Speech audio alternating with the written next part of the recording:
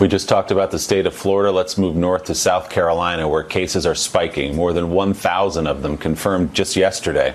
Joining us from West Columbia, South Carolina, NBC News correspondent Ellison Barber. Ellison, good morning. You've been talking about patients and doctors inside Lexington Medical Center, where I understand the ICU is nearing capacity.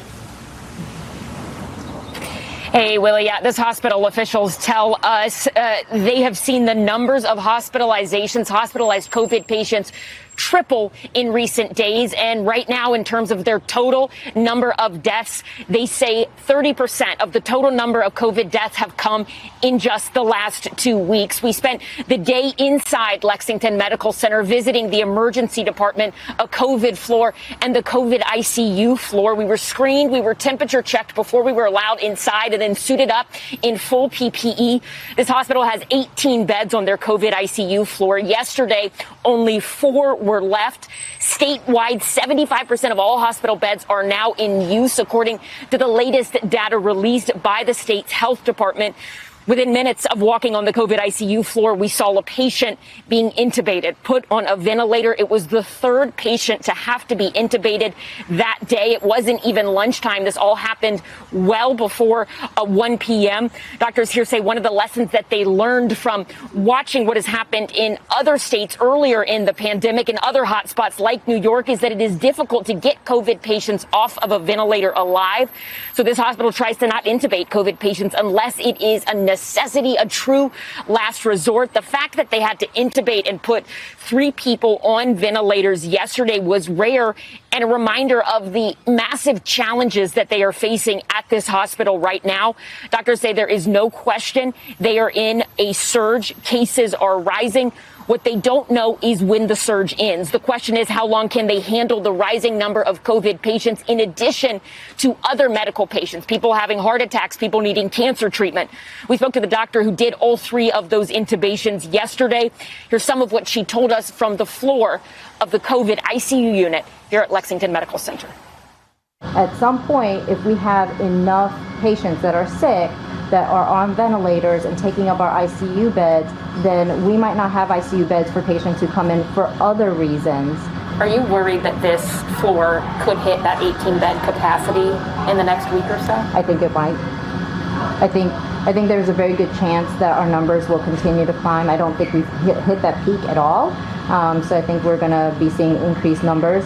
And the thing is that from here, we don't have a place to go out.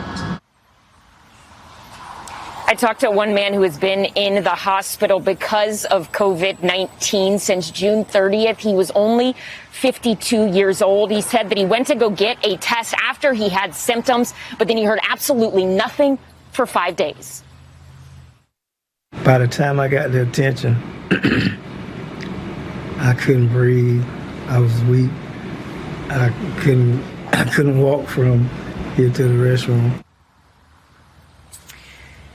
The state's Department of Health, what's known as DHEC, they have started to expand testing, but doctors here say it is simply not enough, that they don't have enough reagents to do the test that people are asking for, the tests that people need to see whether or not they have COVID-19. They say that is something that needs to be addressed at the federal level.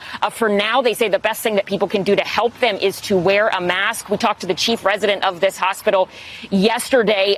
He said that right now, just some more of their numbers to really put this whole thing in perspective. They said if you test positive for COVID in this health district and are between the ages of 30 and 60, you have a 1 in 5 chance of being hospitalized right now and a 1 in 10 chance of needing to go to the critical care unit. The youngest person that has ever been treated on that COVID ICU floor, Willie, was just 21 years old. Willie? Wow, that's an extraordinary exclusive look inside that ICU, and you're reminded of the bravery of those medical professionals. Ellison Barber, NBC News correspondent, thanks so much for bringing it to us. We appreciate it. Still ahead on Morning Joe, the promise to restore decency to the White House was part of George W. Bush's winning message 20 years ago. Former Bush campaign strategist Mark McKinnon explains why it could also be a winning message for Joe Biden. Senator Pat Roberts has now joined the growing list of Republican senators who say they are not planning to attend the Republican National Convention in Jacksonville next month. Senator Roberts is the 6th Republican senator to take a pass on the event, joining Chuck Grassley, Lamar Alexander, Lisa Murkowski, Susan Collins, and Mitt Romney. Meanwhile, Senate Majority Leader Mitch McConnell, who said earlier this week he would attend the convention, told reporters yesterday the party may need to wait and see if the event can be held safely. I think the convention is a challenging situation, and a number of my colleagues have announced that they're not going to attend, and we'll have to wait and see how things look in late August to determine whether or not you can safely convene that many people.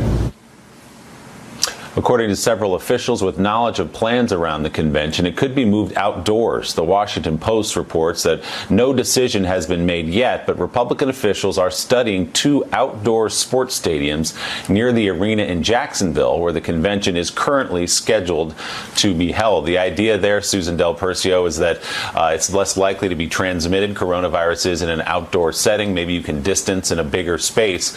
But the fact of the matter is this is whittling away. Democrats have already said it's going to be more of a virtual convention, most of it held online. They don't see the need to gather all those people in one place in the middle of a coronavirus crisis. So at the end of the day, as we approach next month, as we approach Jacksonville, is there going to be something that looks like a conventional Republican National Convention? I don't see how it works out. I mean, let's face it, outdoors in Jacksonville in August has nightmare written all over it. Besides people not adapting to the heat well, I think elected officials don't want to be seen in that environment. And when we start looking about who's not attending, I would start looking at Cory Gardner out of Colorado, Tom Tillis out of North Carolina, Martha McSally, Arizona, maybe even Joni Ernst. What do they have in common? They're all in tough re-election bids and don't want to be tethered to the president right now. I mean, I don't think it'll work, but I think we're going to see a lot of people having to, come up with excuses not to, to be in their districts and be in their state instead of attending that convention.